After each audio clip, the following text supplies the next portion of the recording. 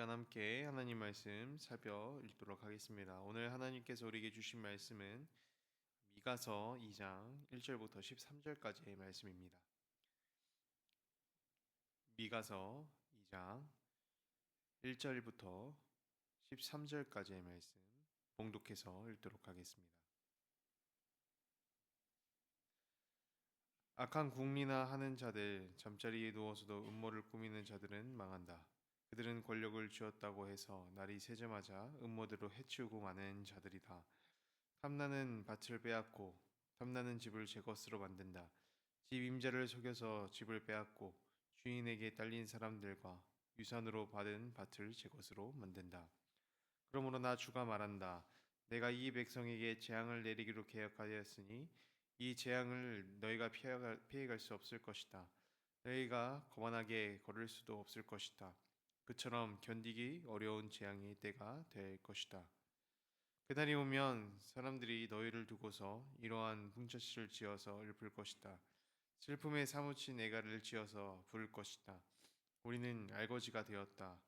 주님께서 내 백성의 유산의 몫을 나누시고 나에게서 빼앗은 땅의 반역자들의 몫으로 할당해 주셨다.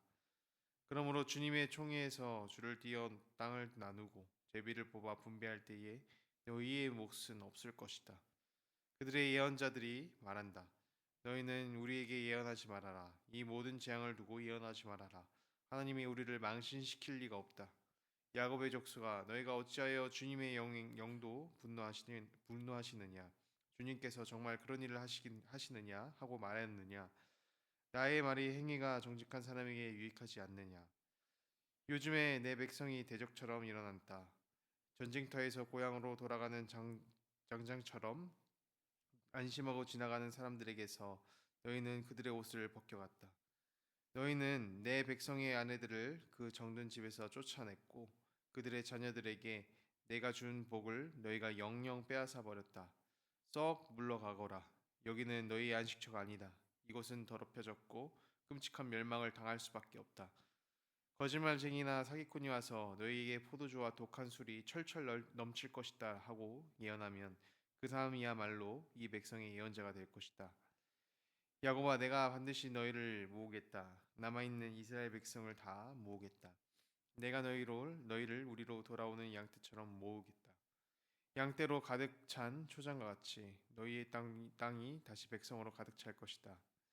길을 여는 자가 그들 앞에 올라가고 그들의 성문들을 부수고 바깥으로 나갈 것이다. 그들의 왕이 앞장서서 걸어가며 나 주가 선두에 서서 그들을 인도할 것이다. 아멘. 오늘 말씀은 악한 삶을 경계하라입니다. 하나님의 자녀로 악한 삶을 경계하고 또 멀리하는 것은 신앙을 지켜가는 것에서 정말 중요합니다. 악에 대한 인식도 없고 또 악에 대한 어떤 위험 의식도 없다라고 한다면 어느새 악에 물들어가는 우리의 삶의 모습과 또 타협하는 신앙의 모습을 발견하게 되는 것이죠. 그렇기 때문에 성도는 악한 삶을 경계하는 모습이 필요합니다. 오늘 미가서의 말씀에서는 여러 악한 삶의 모습에 대해서 고발을 하고 있는데요. 이들이 행하는 죄악에 심판에 있을 것이라고 말하며 반대로 하나님의 자녀로 살아가는 우리의 삶 가운데서 이러한 삶의 모습은 걸어가지 말라라고 경고를 하고 있는 것이죠. 오늘 말씀 가운데 드러난 악에 대한 경고의 말씀을 살피며 반대로 우리가 삶의 경각심을 가지고 멀리하는 죄의 모습은 무엇인지 알아가 보고자 합니다. 말씀은 우선적으로 탐욕의 마음에 대해서 경고를 합니다. 1절 말씀을 보면 이들이 죄악을 꾸미고 그 속에 권력이 있다라고 이야기를 하는데요. 원어로 살펴보면은 이들이 가지고 있는 힘, 이들이 가지고 있는 권력은 하나님이 가지고 있는 권력으로 기록을 합니다. 즉 이들이 죄악된 마음의 근원에는 내가 하나님이다라는 마음을 가지고 탐욕의 죄를 드러내고 있는 것입니다. 4절 말씀을 보면 이들이 백성들의 밭을 나누어 패역자들에게 나누어 주겠다라고 말을 하는데 이스라엘 백성에게 땅은 가질 수 없는 것이었습니다. 가나안 땅을 정복을 마치고 난 후 하나님께서는 각 지파가 거기에 살 수 있도록 구역을 나누어 주었습니다.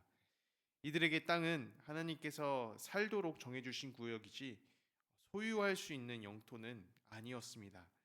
내가 혹 가난해져서 땅을 양도할 일이 있다면 가까운 이제 친족들이 그 값을 갚아주거나 또 시간이 지나서 희년을 보내고 나면 원래의 땅의 주인에게 돌려주는 것이 하나님께서 정하신 뜻인 것이죠. 그러나 이들은 희년을 지키지 않습니다. 하나님께서 정해주신 말씀이지만 가난한 자를 충분히 제압할 수 있기 때문에 땅을 돌려주지 않아도 어떤 큰 문제가 되지 않기 때문에 돌려주지 않습니다. 이 가운데서는 하나님의 말씀을 지키지 않아도 하나님의 뜻을 내가 정하지 않다 하더라도 크게 상관없다는 교만한 마음을 가지게 되는 것입니다. 자신이 가지고 있던 탐욕의 마음 때문에 이웃을 사랑하라는 이 하나님의 말씀을 저버리게 되는 것이죠. 이처럼 탐욕의 마음은 우리의 마음을 교만하게 만듭니다. 마치 갈증으로 인해서 끊임없이 바닷물을 계속해서 마시는 것 같이 이미 충분함에도 우리 마음속에 계속해서 채워지기를 바라게 합니다. 그리고 가진 것을 내가 가진 힘으로 믿게 만들고 하나님의 맡기신 은혜라는 것을 멀어지게 만들게 되는 것이죠. 이스라엘 역사상 가장 악한 왕으로 평가받는 아합도 이런 탐욕에 눈이 멀어 하나님의 경고를 무시하고 계속해서 이렇게 악을 저지르는 모습을 보여줍니다. 나봇이 가지고 있었던 이 포도밭을 얻어내지 못하자 자신이 가지고 있던 이 왕이라는 힘을 이용해서 나봇을 살해하고 포도밭을 강탈하게 됩니다. 하나님께서 주신 이 왕의 힘을 이용해서 또 다른 것을 죽이고 빼앗는데 이용한 것입니다. 성도 여러분, 이처럼 탐욕의 죄는 하나님의 말씀과 뜻에서부터 눈을 멀게 만듭니다. 사랑하라고 보내주신 이 이웃들을 다치게 만듭니다. 주님께서 우리에게 주신 것은 맡겨주신 것입니다. 마치 집을 떠난 주인이 각 종들에게 달란트를 맡기신 것처럼 우리에게 주신 모든 것은 위탁하신 것입니다. 바라기는 우리에게 허락해 주신 것들과 또 맡기신 지체들 앞에서 청지기 정신을 가지시는 성도 여러분들이 되시길 바랍니다. 말씀은 계속해서 은밀히 계획하는 죄들에 대해 경고를 합니다. 1절에서는 악인은 밤의 잠자리에 악한 일을 계획하고 날이 밝는 대로 계획한 악한 일을 행한다라고 말을 합니다. 밤에 악한 일을 생각하는 것은 은밀히 악을 생각하고 또 그 누구에게도 걸리지 않을 것이라는 은밀성을 나타내는 것이죠. 마음속에서 감찰하시는 하나님, 또 앞에서도 죄가 드러나지 않을 것이라는 착각에 빠져서 악을 행하게 됩니다. 이는 우리 가운데서도 발견되는 죄에 대한 은밀성입니다.